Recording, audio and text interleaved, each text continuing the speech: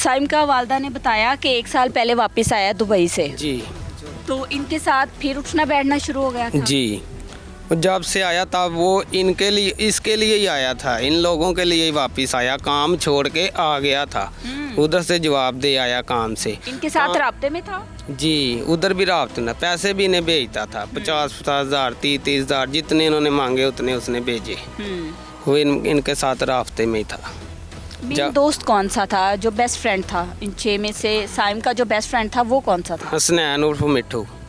हसनैन उर्फ मिठू, जी। ये best friend था और जी। बाकी सारे जो थे वो म्यूचुअल फ्रेंड थे और जी, जी। 7 लोगों का ये ग्रुप था। जी ये 7 लोग 6 लोग क्या करते हैं? ये 6 लोग यही मजदूरी करते हैं फैक्ट्रियों वगैरह में।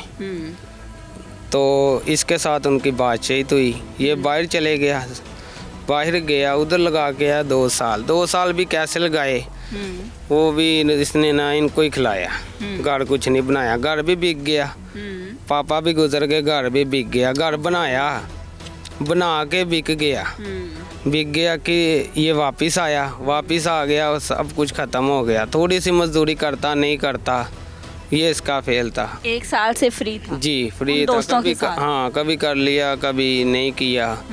तो जाहिर सी बात है मेरे साथ ही रहता था, मैं ऐसे मना करता था कि इनके साथ ना फिरा कर, लेकिन वो मेरी बात का माइंड करता था, फिर मैंने भी कहना ना छोड़ दिया। जी इससे पहले कभी इनकी कोई रंजिश, कोई तलक कलामी, कोई आपस में लड़ाई झगड़ा?